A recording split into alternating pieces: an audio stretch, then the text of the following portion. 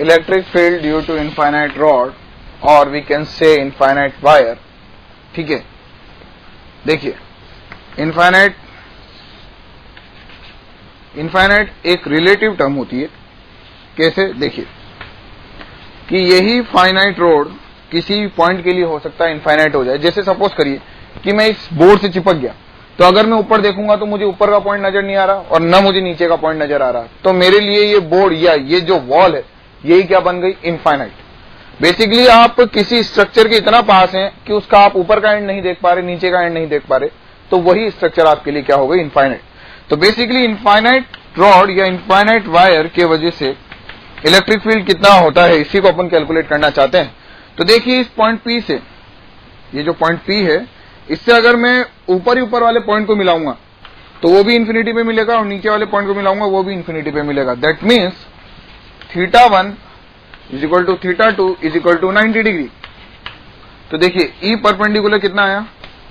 k lambda by d sin θ1 plus sin θ2, that means sin 90 plus sin 90 1 plus 1 यानी 2k lambda by d. ठीक है, E perpendicular और E parallel कितना हो जाएगा? कॉस वाली टर्म्स आती है, cos पाई बाई 2 0 होता है, तो E पैरेलल इज 0।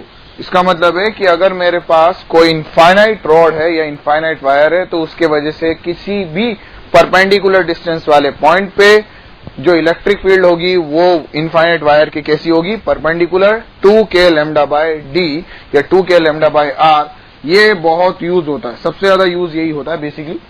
ठीक है, तो ये आपको याद होना चाहिए। सेकंड, अगर मैं इसी जगह सेमी इनफाइनाइट रॉड ले लूं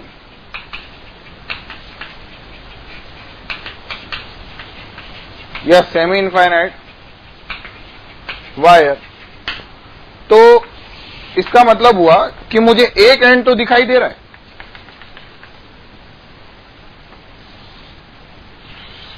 ये देखिए पॉइंट P, लेकिन दूसरा एंड कहां पर है? इन्फिनिटी पे। तो देखिए θ1 तो मेरे लिए कितना हो गया? 90 डिग्री एंड θ2 इज 0 डिग्री। ठीक है, तो ये हो गई perpendicular distance D, lambda coulomb per charge बिखरा हुआ इस पे। क्लियर है बात? तो अब जो अपने आएगा देखिए E perpendicular is equal to k lambda by d sin θ1 plus sin θ2। Sin θ1 90, sin θ2 sin 0 0। ठीक है, तो ये आया k लैम्डा बाय डी और E parallel is equal to देखिए cos θ2 माइनस cos θ1। cos θ2 यानी cos 0 इज इक्वल टू 1 और cos θ1 90 means 0, तो ये हो गया k lambda by D. Means जब सेमी इनफाइनाइट रॉड होती है या सेमी इनफाइनाइट वायर होता है तो आपको जो परपेंडिकुलर डिस्टेंस पे पॉइंट P है उस पॉइंट P पर आपको दोनों कंपोनेंट ऑफ इलेक्ट्रिक फील्ड मिलते हैं।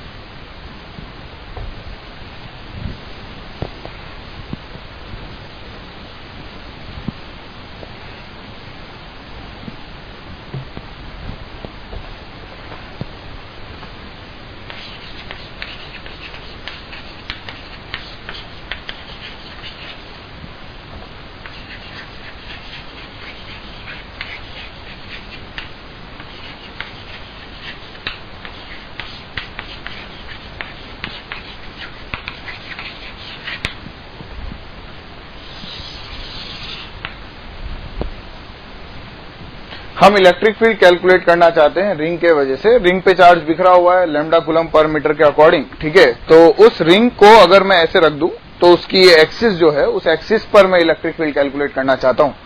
तो देखिए अगर बात करें क्या कि ये रिंग रखी हुई है,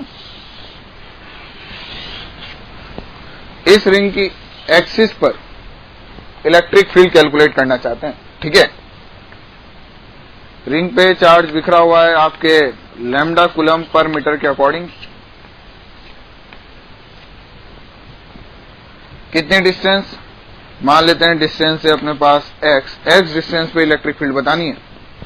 तो देखिए अगेन वही कि जो भी एलिमेंट है रिंग के, ऊपर वाला एलिमेंट लेंगे तो इलेक्ट्रिक फील्ड नीचे बनाएगा, नीचे वाला इलेक्ट्रिक फील्ड लेंगे तो इलेक्ट्रिक एलिमेंट लेंगे तो नीचे इलेक्ट्रिक फील्ड ऊपर बनेगा, साइड वाला लेंगे तो इधर बनेगा, इधर वाला लेंगे तो उस साइड बनेगा। तो हमने क्या करा, अगेन यहां पर एक एलिमेंट ले लिया बहुत छोटा सा। इस छोटे से एलिमेंट की वजह से जो यहां पर चार्ज आएगा वो लगभग पॉइंट चार्ज है, तो इस पॉइंट चार्ज की वजह से यहां पर इलेक्ट्रिक फील्ड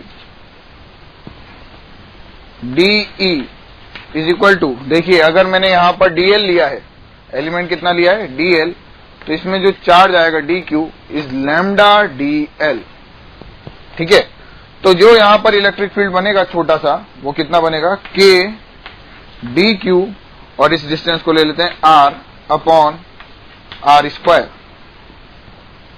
रिंग का रेडियस मान लेते हैं कितना है, कैपिटल R। ठीक, लैम्डा कूलम पर मीटर के अकॉर्डिंग चार्ज बिखरा हुआ है, मान लेते हैं चार्ज है Q, तो ठीक है कितना चार्ज है इसके ऊपर Q। अगर चार्ज Q है तो देखिए लैम्डा क्या डिफाइन होगा, Q अपॉन 2 पाई R। ठीक है, क्योंकि लैम्डा कूलम पर मीटर के अकॉर्डिंग चार्ज माना है और मैंने मान लिया कि चार्ज कितना बिखरा हुआ है इस पे, लैम्डा कूलम पर मीटर के अकॉर्डिंग, और कितना चार्ज है प्लस Q, तो लैम्डा कैसे डिफाइन होगा, Q अपॉन 2 पाई R। देखिए अब इस एंगल को मान लेते हैं थीटा, तो ये एंगल कितना हो गया अपने पास थीटा। ठीक है, देखिए स्टार्टिंग से मैंने एक रिंग मानी जिसकी रेडियस कैपिटल R है, और इस कैपिटल R वाली रिंग पर लैम्डा कूलम पर मीटर के अकॉर्डिंग चार्ज बिखरा हुआ है। अगर मैं बोलूं कि टोटल चार्ज Q है तो लैम्डा कैसे डिफाइन होगा, lambda is equal to Q upon 2 pi R, total charge upon total length. अगर मैं यहां ऊपर ही ऊपर टॉप मोस्ट पॉइंट पर एक एलिमेंट मानूं कितनी लेंथ का, DL लेंथ का, तो ये जो छोटा सा चार्ज आएगा वो आएगा लैम्डा DL।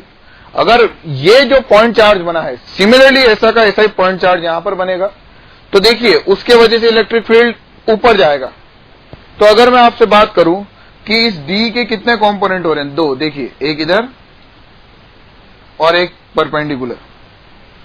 लेकिन अगर आप ध्यान से देखें तो देखिए जो एलिमेंट यहां ऊपर आ रहा है वही एलिमेंट नीचे आ रहा है, जो एलिमेंट यहां पर आएगा वही ऐसा यहां पर आएगा। मींस रिंग में जो भी एलिमेंट आप ले रहे हो उसके जस्ट अपोजिट वैसा का वैसा ही एक एलिमेंट और आ रहा है, जो कि इस तरह से इलेक्ट्रिक फील्ड बना रहे हैं कि दोनों के वर्टिकल कंपोनेंट्स क्या हो जाएं, कैंसिल। देखिए अगर मान ले नीचे वाला इलेक्ट्रिक फील्ड अगर मैं बोलूं तो ये इलेक्ट्रिक फील्ड बनाएगा इस डायरेक्शन में, तो इसका एक कंपोनेंट इधर और एक कंपोनेंट वर्टिकल। तो अगर एक कंपोनेंट वर्टिकल है दैट मीन्स मैं बोल सकता हूं कि वर्टिकल तो कैंसिल हो रहे हैं, तो वर्टिकल तो कैलकुलेट करने की जरूरत ही नहीं है। तो ये क्या आ गया DE cos थीटा, और ये क्या हो गया अपने पास DE sin theta. Perpendicular component will be cancelled out, तो उसको अपन कैलकुलेट करेंगे ही नहीं, अपन तो सीधे सीधे इससे पता चल गया अपन को कि रिंग के वजह से इलेक्ट्रिक फील्ड एक्सिस के जो एक्सिस होती है उसके सेंटर से कहां पर होती है, एक्सिस के अलोंग ही होती है, DE cos थीटा। तो बेसिकली जो मेरा नेट है वो बनेगा DE cos थीटा का integration, E net electric field is equal to integration of DE cos theta. अब देखिए D की वैल्यू आ गई K DQ upon R square, लेकिन हमें डिस्टेंस गिवन होती है सेंटर से X, रेडियस कितनी है R, तो स्मॉल r की वैल्यू क्या लिख सकता हूं मैं, देखिए small r is equal to R square plus X square की पावर 1/2। ठीक है, तो ये हो गया अपने पास R।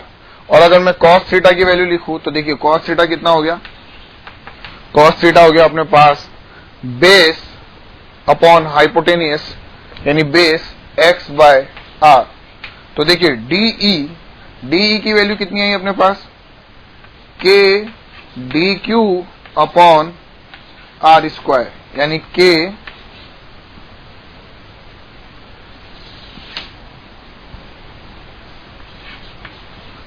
DQ की वैल्यू कितनी, लैम्डा DL, R स्क्वायर की वैल्यू हो गई अपने पास R square plus X square. ठीक है, तो अगर DE की वैल्यू ऊपर पुट कर दी जाए तो अगर मैं यहां से देखूं तो देखिए ई नेट कितना आ रहा है, E net integration of d यानी k lambda d l upon are square plus x square, और अगर मैं कॉस थीटा की वैल्यू रखूं एक्स अपॉन आर, तो एक्स अपॉन आर को क्या लिख सकता हूं मैं, वो again r square plus x square की पावर 1/2। तो ई जो नेट आ रहा है, E net is equal to integration of, देखिए अपने एक्स भी कांस्टेंट है क्योंकि जिस परपेंडिकुलर डिस्टेंस पे अपन को इलेक्ट्रिक फील्ड निकालनी है वो एक्स गिवन होगा, तो मैं सारे कांस्टेंट बाहर ले लेता हूं। देखिए k lambda x upon are square plus x square की power 3/2 integration of d. L बताइए छोटे छोटे जो एलिमेंट्स बनेंगे रिंग पे, उन सब एलिमेंट्स की लेंथ को अगर मैं ऐड करूंगा तो क्या बनेगा, टोटल लेंथ ऑफ रिंग, यानी that means this is equal to 2 pi r. तो e net is equal to k lambda x upon are square plus x square की पावर 3/2 इंटू 2 पाई आर। और मैं lambda into 2 pi are को क्या लिख सकता हूं, क्यू।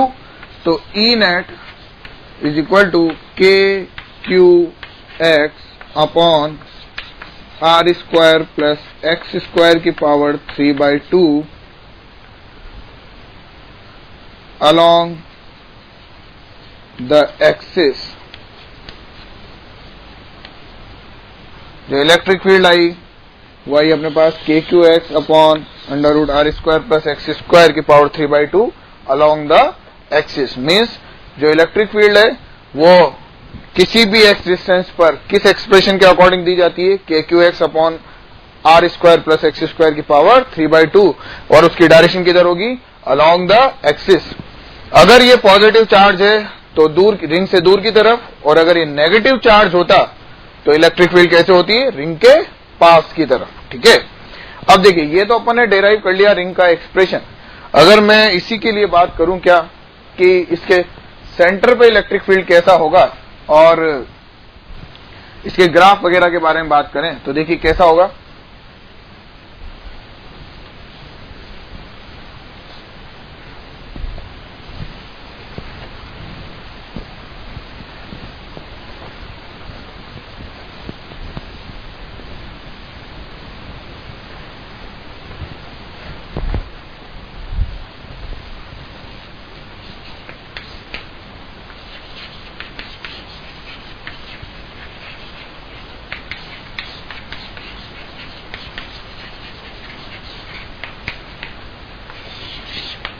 देखिए रिंग के सेंटर पे प्लस चार्ज, वैसे अगर एक्सप्रेशन देखा जाए तो वो आ रहा है k q x upon are square plus x square की पावर 3/2। एक्स की वैल्यू 0 पुट करते ही रिंग के सेंटर पे इलेक्ट्रिक फील्ड 0। ठीक है, क्योंकि इधर के चार्ज की डायरेक्शन इधर, और अपन मानकर चल रहे हैं कैसी बिखरी हुई है, यूनिफॉर्मली डिस्ट्रीब्यूटेड। तो इलेक्ट्रिक फील्ड कितनी आ गई सेंटर पे, 0। ठीक है, क्यू चार्ज के अकॉर्डिंग। और अलोंग द एक्सिस कितना आ रहा था अभी अपने E net, k q x upon are square plus x square की पावर 3/2। ठीक है, तो देखिए ये अपने इलेक्ट्रिक फील्ड आया और किसी एक पॉइंट पे जो एक्सिस पर है, अलोंग द एक्सिस। तो देखिए अगर चार्ज पॉजिटिव है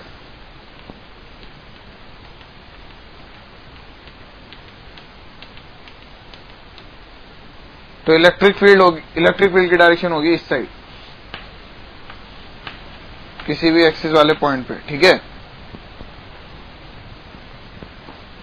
और अगर इस साइड देखूं तो दूर की तरफ, और इसी जगह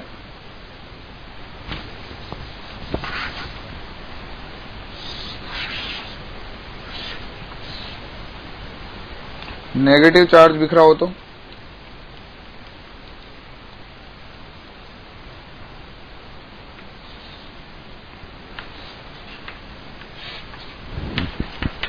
इलेक्ट्रिक फील्ड की डायरेक्शन। मीन्स यहां पे इलेक्ट्रिक फील्ड दूर की तरफ, तो इधर रिंग के पास।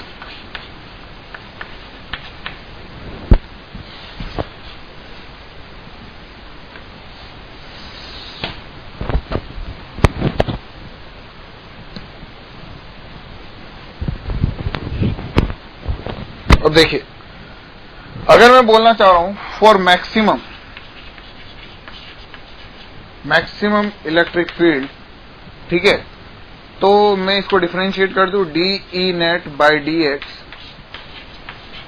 Is equal to 0। तो जब मैं इसको डिफरेंशिएट करता हूं और इसको डिफरेंशिएट करके इक्वल टू 0 करता हूं, तो देखिए इस के क्यू एक्स यानी d E by d x k q x upon are square plus x square की पावर 3/2 का डिफरेंशिएशन जब मैं 0 की इक्वल पुट करता हूं तो मेरे x की वैल्यू आती है प्लस माइनस r/√2। तो देखिए इसका कर्व कैसा होगा फिर इलेक्ट्रिक फील्ड का, अगर मैं पॉजिटिव चार्ज के लिए बनाऊं तो इलेक्ट्रिक फील्ड सेंटर पे 0, फिर इलेक्ट्रिक फील्ड बड़ी और मैक्सिमम किस पे आया r/√2 पे, और इलेक्ट्रिक फील्ड नेगेटिव साइड जाएंगे तो वैसे डायरेक्शन बदल लेती है अपनी।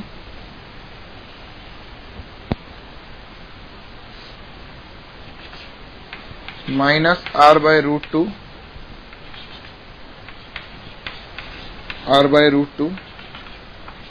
E max. तो ये किस किस के बीच में कर्व है, E वर्सेस x के बीच में, और इन्फिनिटी पे तो इलेक्ट्रिक फील्ड 0 होती है, ठीक है।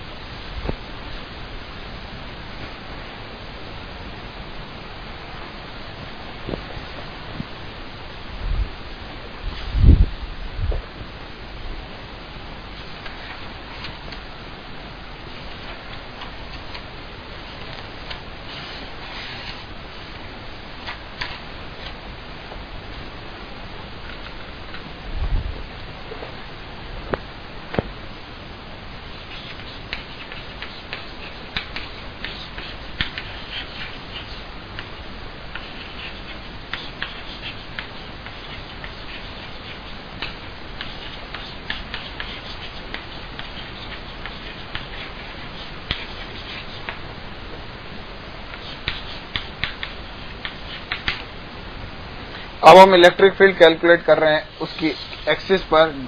अब रिंग की जगह क्या कर दिया अपन ने, चार्ज डिस्क, ठीक है। डिस्क के वजह से उसकी एक्सिस पर एक्स डिस्टेंस पर इलेक्ट्रिक फील्ड कितनी होगी उसके बारे में अपन बात करना चाह रहे हैं। देखिए, तो अगेन इस बार रिंग की जगह डिस्क, लेकिन डिस्क में इस बार लैम्डा डिफाइन नहीं होगा। डिस्क में क्या डिफाइन होता है, सिग्मा, ठीक है। क्यों, क्योंकि डिस्क में इस एरिया में चार्ज प्रेजेंट होता है।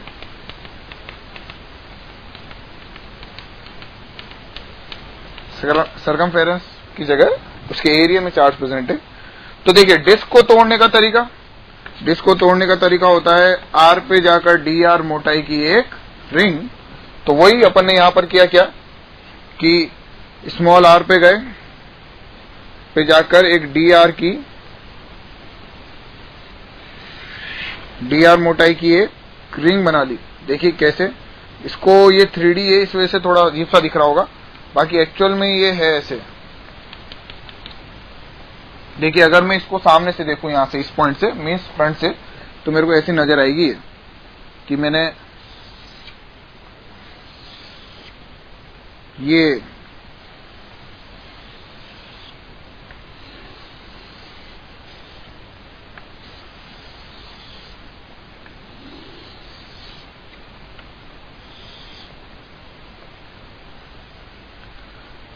आर रेडियस की, कैपिटल आर रेडियस की क्या है, डिस्क, और ये R पे जाकर dr मोटाई की एक रिंग। इस डिस्क को अपन ने ऐसे सामने से देखा, अब इस डिस्क को घुमाकर ऐसे रख रखा है अपन ने एक्चुअल में, ठीक है। और एक्सिस कहां पर है? इसके जस्ट सामने आगे, ठीक है। तो जब मैं R पे जाकर dr मोटाई की एक रिंग लूंगा तो वो जब मैं 3D में बनाऊंगा तो ऐसे ही कुछ बनेगी, ठीक है। 2D में डायग्राम समझ में आ रहा है कि अपन ने क्या करा, इस डिस्क को जो ऐसे रख रखी है इसको घुमाकर ऐसे कर दिया है आपके सामने। तो आपको जो एलिमेंट यहां पर ऐसे नजर आ रहा है वो जब घुमाकर ऐसे देखेंगे तो ऐसे आएगा R पे जाकर dr, ठीक है। और एक्सिस अगर इसके अकॉर्डिंग देखें तो एक्सिस किधर है? बाहर की तरफ, ठीक। अब अगर मैं मान लीजिए कि बोलना चाह रहा हूं कि इस रिंग पे कितना चार्ज है, रिंग पे जो dq चार्ज है, ये dq चार्ज कितना है? तो देखिए इस रिंग को बाहर निकालें, एलिमेंट वाली रिंग को, इस एलिमेंट वाली रिंग को बाहर निकाल लें। और इस एलिमेंट वाली रिंग को अगर मैं देखूं तो देखिए ये सीधी कर दें इसको, तो ये डिस्टेंस कितनी हो गई? 2 पाई स्मॉल r, और ये विड्थ कितनी हो गई? dr। तो एरिया कितना बना? 2 पाई r dr, और एरिया आ गया सिग्मा, अपन को पता ही है, सिग्मा से मल्टीप्लाई कर देते हैं, dq चार्ज आ गया। तो इस एलिमेंट के वजह से x डिस्टेंस पर, सेंटर से x डिस्टेंस पर कितनी इलेक्ट्रिक फील्ड होगी ये हम पहले ही कैलकुलेट कर चुके हैं, अभी इससे पहले रिंग के डेरिवेशन में, ठीक है। रिंग के डेरिवेशन में अपन ने कैलकुलेट किया क्या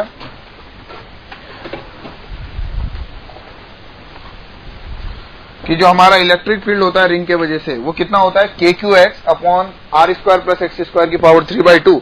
और यहां पर Q का काम कौन कर रहा है? DQ। तो यहां पर जो छोटा सा इलेक्ट्रिक फील्ड बना वो कितना बना? K DQ x upon R कौन सा आएगा? रिंग के एलिमेंट वाला, R² प्लस x² की पावर 3/2। अब देखिए ये छोटा सा एलिमेंट की वजह से आ गया चार्ज। अगर मैं E नेट निकालना चाहता हूं, देखिए E नेट, तो E net is equal to integration of K DQ x upon R² plus x² की पावर 3/2। कहां से कहां तक? हमें वो सारी रिंग्स कैलकुलेट करनी है जो 0 से लेकर कैपिटल R तक आ रही हैं। तो 0 से लेकर कैपिटल R तक। एक बात ध्यान रखिए, यहां पर जो मैंने इलेक्ट्रिक फील्ड रखा है वो इलेक्ट्रिक फील्ड उस एलिमेंट की वजह से लिखा है जिसको मैंने माना है। मैंने यहां पर एलिमेंट क्या माना है? रिंग। तो अगर मैंने यहां पर रिंग एलिमेंट माना है तो मैं उस रिंग की रेडियस लिख रहा हूं यहां पर स्मॉल r, जिसकी वजह से मैं इलेक्ट्रिक फील्ड लिख रहा हूं। मैंने एक्सिस पर किसकी वजह से इलेक्ट्रिक फील्ड लिखा है? इस एलिमेंट की वजह से। और एलिमेंट की रेडियस कितनी है? Small r। तो मैंने यहां पर स्मॉल r लिखा है। देखिए ध्यान रखिएगा, कैपिटल R मत लिख दीजिएगा। ई नेट इज इक्वल टू के डीक्यू को क्या लिख सकता हूं मैं? डीक्यू को 2 pi r dr sigma, 2 pi r dr into sigma into x upon R² plus x² की पावर 3/2 का इंटीग्रेशन 0 से कैपिटल R। देखिए k 2 pi sigma constant, x भी कांस्टेंट बाहर आ गया, लेकिन ये r dr, देखिए k सिग्मा 2 पाई x R dr R² plus x² की पावर 3/2 0 से कैपिटल R। जब आप इसको इंटीग्रेट करके सॉल्व करेंगे तो आपके पास जो E नेट आएगा इलेक्ट्रिक फील्ड वो आएगा sigma by 2 epsilon naught 1 minus x upon under root R² plus x²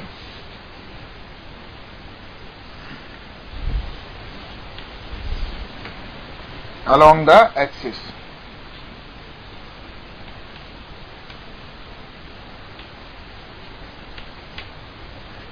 ठीक है, अब देखिए ये मेरे पास इलेक्ट्रिक फील्ड आ गया due to charge disc at a distance x।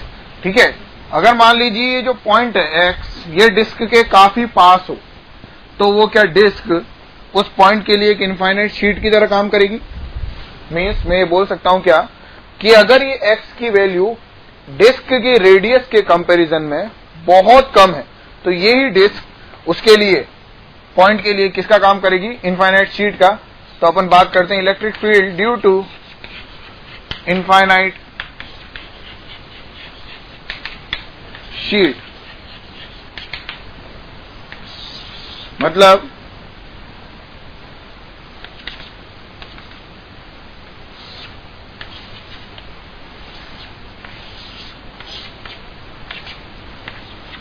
ये भी इंफिनिटी तक जा रहा है ऊपर और नीचे भी माइनस इंफिनिटी तक, चार्ज बिखरा हुआ अपने प्लस,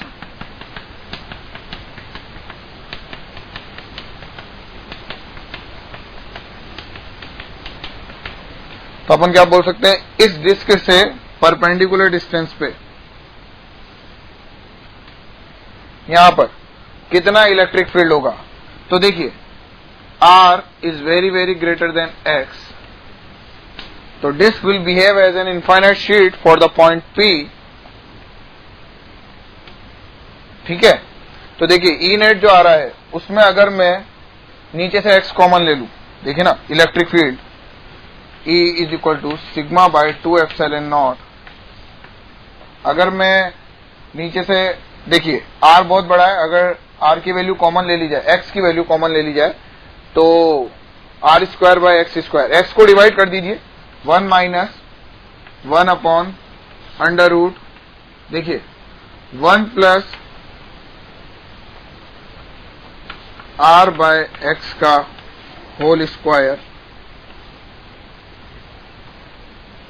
ठीक है, तो ये हुआ अपने पास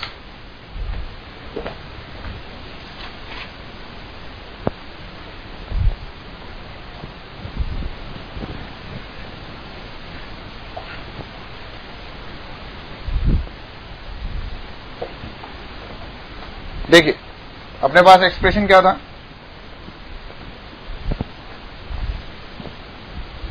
अपने पास एक्सप्रेशन था sigma by 2 epsilon naught 1 minus x upon under root R square plus X square. ठीक है, अब हम ये कंडीशन रखना चाह रहे हैं R is very very greater than X, R बहुत बड़ा है X के कंपैरिजन में। तो देखिए अगर R बहुत बड़ा है तो मैं sigma by 2 epsilon naught 1 minus R अगर बहुत बड़ा है तो मैं R को क्या बोल सकता हूं, इस तरह से R equal to R tends to infinity.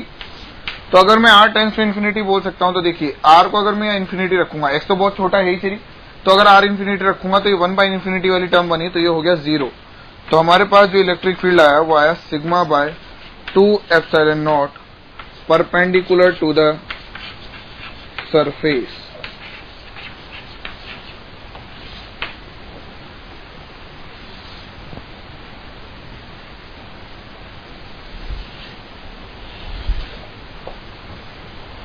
R बहुत बड़ा है X के कंपैरिजन में, तो R को ऐसा मान सकते हैं लगभग इंफिनिटी की तरह। तो अगर R इंफिनिटी रखा तो ये टर्म इंफिनिटी बन गई, इंफिनिटी तो X अपॉन इंफिनिटी 0, तो sigma by 2 epsilon perpendicular to the surface.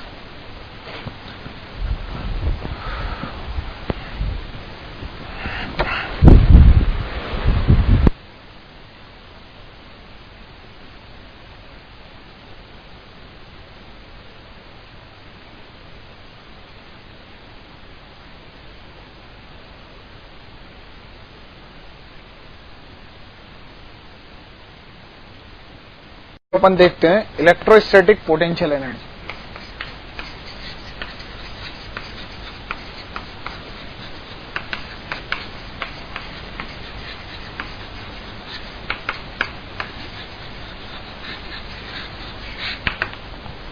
हम जानते हैं कि इलेक्ट्रोस्टैटिक फोर्स एक कंजर्वेटिव फोर्स है, तो उसके लिए पोटेंशियल एनर्जी डिफाइन होगी। ठीक है, क्योंकि हम जानते हैं कि कंजर्वेटिव फोर्सेस का जो वर्क डन है इन term of potential energy difference भी दिया जा सकता है।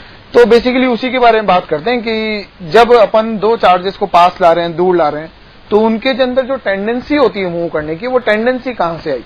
जैसे हम एक ब्लॉक को ग्राउंड से ऊपर उठा दें, जैसे छोड़ते हैं वो मूव करने की टेंडेंसी रखता है, तो हमें बोलते हैं कि इसके अंदर पोटेंशियल एनर्जी स्टोर हो गई थी, वही इसको क्या करवा रही है, वर्क करवा रही है। तो बेसिकली जब दो चार्जेस पास ले आए, पॉजिटिव चार्जेस, अगर वो दोनों एक दूसरे से दूर भाग रहे हैं, तो वो टेंडेंसी कहां से आई और पोटेंशियल एनर्जी कैसे स्टोर हुई, कितनी स्टोर हुई, उसी के बारे में आज अपन बात कर रहे हैं। तो बेसिकली मान लीजिए कि Q1 चार्ज और एक Q2 चार्ज, हमें पता है इन दोनों की अगर मैं R डिस्टेंस पे रख दूं तो इन दोनों के बीच में लगने वाला force K Q1 Q2 upon R square होगा। ठीक है, अब देखते हैं कि अगर मान लीजिए कि ये Q1 Q2 चार्ज पहले R1 डिस्टेंस पर थे, ठीक है, अगर मैं इस चार्ज को Q2 को आगे मूव करा दूं, कितनी डिस्टेंस तक, R2 तक, तो जो ये वर्क हुआ इलेक्ट्रोस्टैटिक फोर्स का, ये कितना हुआ। देखिए बेसिकली अपन इसको Q1 को और Q2 को, दो चार्जेस को R1 डिस्टेंस पे रखा। अब Q2 चार्ज R2 डिस्टेंस पर मूव कर गया फाइनल सिचुएशन में, तो work done by electrostatic force हम कैलकुलेट करना चाहते हैं। तो देखिए क्या है, मान लीजिए कि मान लीजिए कि एक चार्ज Q2 पहले x पर था, फिर थोड़ा सा मूव करके गया, कितना, dx। तो इस dx डिस्प्लेसमेंट में क्या मैं इस फोर्स को, जो कि k Q1 Q2 upon x square है, उसको क्या मैं कांस्टेंट मान सकता हूं। तो जो छोटा सा वर्क डन होगा वो कितना होगा, F इंटू dx, और फोर्स और डिस्प्लेसमेंट दोनों एक ही डायरेक्शन में है, तो दोनों के बीच में एंगल 0, ठीक है। तो इस फोर्स को x पर कितना मान सकते हैं, k Q1 Q2 upon x square into dx, ठीक है, टोटल वर्क डन। अब देखिए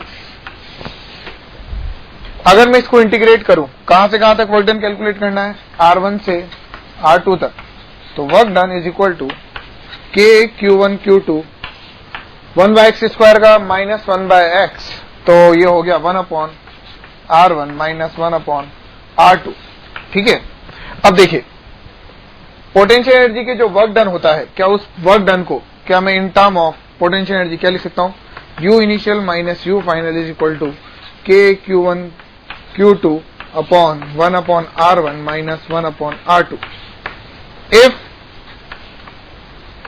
R2 tends to infinity, U final is equal to 0। हमने क्या मान लिया, रेफरेंस क्या मान लिया कि इंफिनिटी पे पोटेंशियल एनर्जी कितनी है, 0। तो हमारे लिए U कितना आ जाएगा,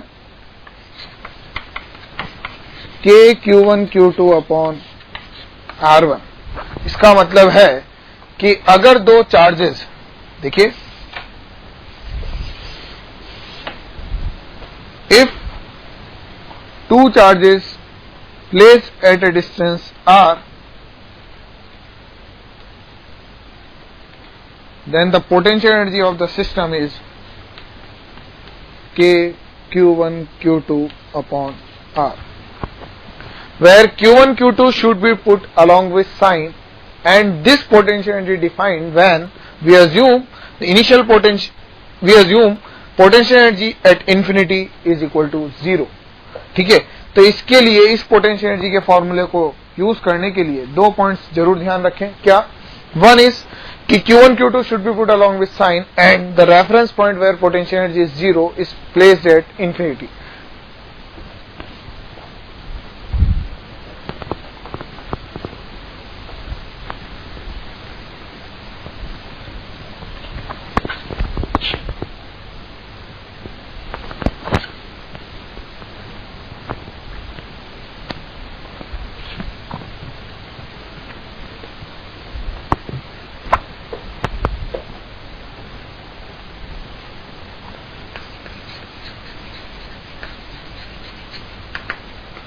प्रॉब्लम्स जो इसके ऊपर एनर्जी के ऊपर बेस्ड है, देखिए कैसे कि एक Q1 चार्ज, Q2 चार्ज, ठीक है, R1 डिस्टेंस पे। क्वेश्चन है, इसको अपन ने फिक्स कर दिया, find out the speed of Q2 when the separation between Q1 Q2 is R2। हमको उस टाइम पर, उस पॉइंट पर स्पीड बतानी है जब Q2 और Q1 के बीच में सेपरेशन कितना हो जाए, R2। मीन्स Q2 यहां पर पहुंच गया, मान लेते हैं स्पीड v है, और ये जो सेपरेशन है ये कितना हो गया, R2। देखिए, by energy conservation K initial plus U initial is equal to K final plus U final। K initial कितना, दोनों के बीच में इनिशियली कोई एनर्जी नहीं थी, काइनेटिक जीरो, दोनों रुके हुए थे, ठीक है। इसको भी अपन ने मान लेते हैं रिलीज किया है, तो इनिशियल काइनेटिक एनर्जी कितनी होगी, इसकी भी जीरो। यू इनिशियल कितना, K Q1 Q2 upon R1। K final कितना, फाइनल सिर्फ उसी की काइनेटिक एनर्जी होगी, क्यों, क्योंकि वही मूव कर रहा है Q2, तो half m v square plus U final कितना, K Q1 Q2 upon R2। After solving this equation we get the value of V, ठीक है। इसी पे बेस एक और प्रॉब्लम करते हैं, प्रॉब्लम नंबर 2, इसको मान लेते हैं प्रॉब्लम नंबर 1, कि जब Q1 और Q2 दोनों को रिलीज कर दिया गया,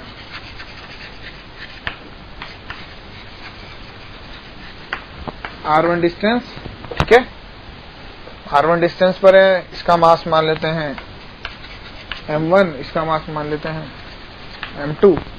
रिलीज कर दिया दोनों को, ठीक है। Question, find out the speed of Q1 and Q2 when separation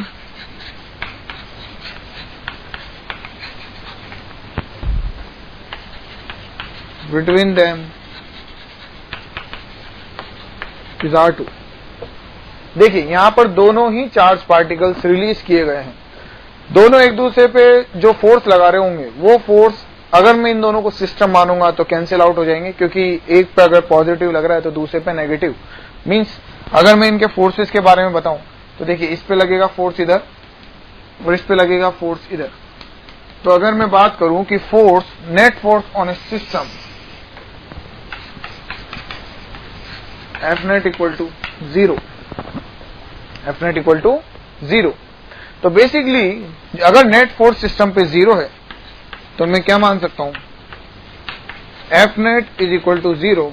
this is implies momentum is conserve. तो मान लेते हैं कि दोनों का सेपरेशन, ये कौन सी पोजीशन है, इनिशियल पोजीशन। फाइनल पोजीशन में मान लेते हैं कि दोनों, ये Q2, ये Q1, स्पीड मान लेते हैं V1, इसकी स्पीड मान लेते हैं V2, डिस्टेंस हो गई R2। ये कौन सी सिचुएशन आ गई अपने पास, फाइनल, ठीक है। तो इनिशियल और फाइनल के बीच में मोमेंटम कंजर्व करें तो देखिए, M1 V1 final minus M1 V1 plus M2 V2, ये तो final momentum is equal to initially दोनों को रिलीज किया था जीरो। और now energy conservation, initially potential energy K Q1 Q2 upon R1, release किया है तो kinetic energy zero. Finally potential energy K Q1 Q2 upon R2 plus half M1 V1 square plus half M2 V2 square। Both these equation you will get the desired answer that V1 है V2, ठीक है। इस question में हमने momentum conserve नहीं किया, क्योंकि basically हमें पता है कि अगर ये फिक्स्ड है तो यहाँ पर एक हिंज फोर्स लग रहा होगा जो कि सिस्टम पे एक नेट फोर्स है, तो हम यहाँ पे मोमेंटम कंजर्व नहीं कर सकते। जबकि यहाँ पर दोनों चार्जेस रिलीज किए गए हैं, इसलिए हम यहाँ पे मोमेंटम कंजर्व कर सकते हैं, क्योंकि जो नेट फोर्स सिस्टम पे वो जीरो है, ठीक है। तो ये दोनों क्वेश्चन सामने रखे भी इसलिए गए हैं ताकि आप ये डिफरेंस क्रिएट कर पाए कि इसमें मोमेंटम कंजर्व क्यों नहीं है और इसमें मोमेंटम कंजर्व है, क्योंकि यहाँ पर हिंज फोर्स है जिसकी वजह से एक नेट फोर्स बनता है सिस्टम पे, जिसके वजह से हम मोमेंटम कंजर्व नहीं कर सकते।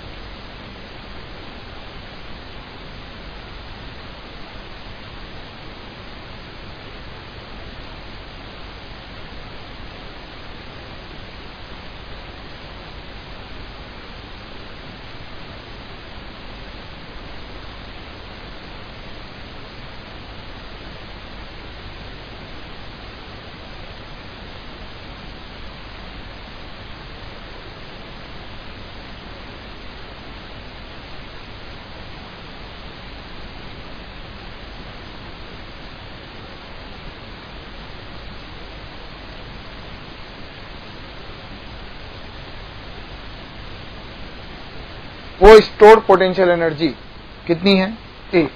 ठीक है, मीन्स जो पोटेंशियल एनर्जी स्टोर हुई है वो कितनी डिस्टेंस की वजह से स्टोर हुई है, ए डिस्टेंस की वजह से। तो इसका मतलब है कि पोटेंशियल एनर्जी जो स्टोर हुई वो कितनी हुई, के q square by A.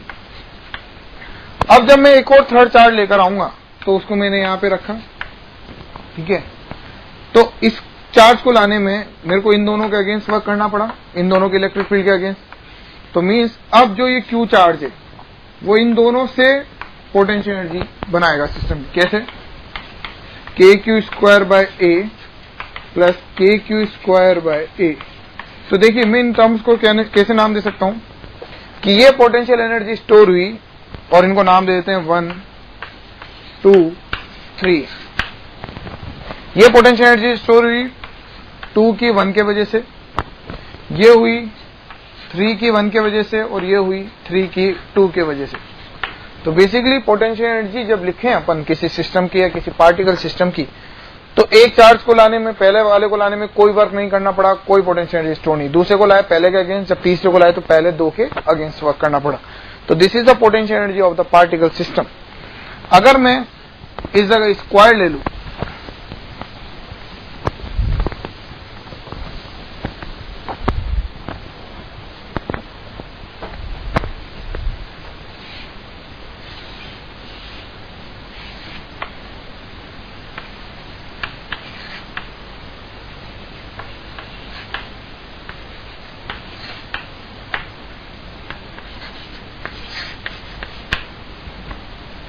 A side,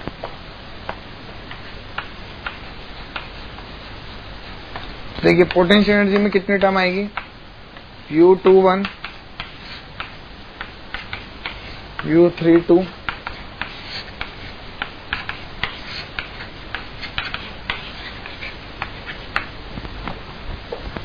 ठीक है।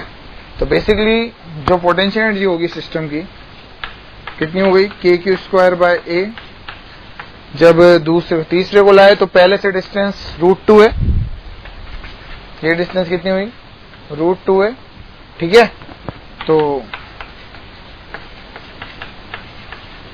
थर्ड के लिए के q square by a.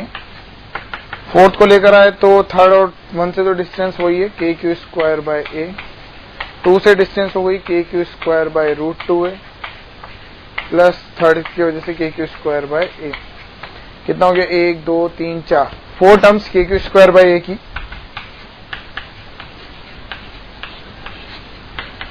Plus 2 terms के क्यू स्क्वायर बाय √2 की।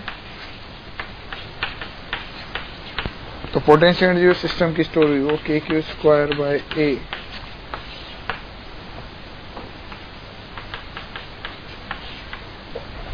अब देखिए, वैसे अगर सपोज करिए ऐसे तो जाने कितने चार्जेस होंगे, तो हम हर टर्म के लिए अलग अलग इतनी सारी टर्म्स लिखें पोटेंशियल एनर्जी के लिए सिस्टम के, तो उसके लिए एक ट्रिक बनाई गई है। देखिए क्या, कि potential energy is equal to n/2u1।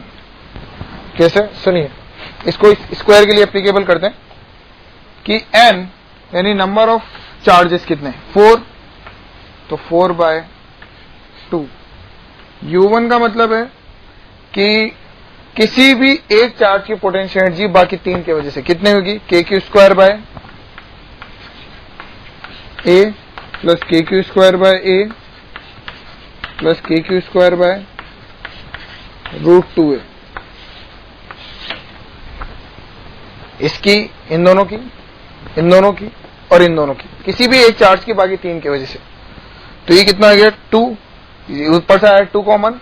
अगर मैं ये हुआ 2 के क्यू स्क्वायर बाय ए और अंदर ये 2 से मल्टीप्लाई कर दूंगा तो सेम वही टर्म आएगी जो आंसर अपने पहले आया था। तो बेसिकली ये ट्रिक जब बड़े बड़े चार्ज सिस्टम हो, जैसे क्यूब के चार्ज सभी साइड्स पे, सभी वर्टेक्सेस पे, अगर मैं एक चार्ज रख दूं क्यूब पे, ठीक है, तो जैसे ये क्यूब है, इस केस के लिए अगर मैं इस फॉर्मूले को यूज करूं, ट्रिक को, तो ज्यादा इफेक्टिव होती है, क्योंकि बेसिकली यहाँ पे इतने सारे चार्जेस हैं कि हम टर्म्स लिखने लगे तो काफी सारी टर्म्स बन जाएंगी। तो इस पे किसी एक चार्ज के बाकी सबकी वजह से पोटेंशियल एनर्जी और नंबर ऑफ चार्जेस कितने होंगे, 8, तो 8/2।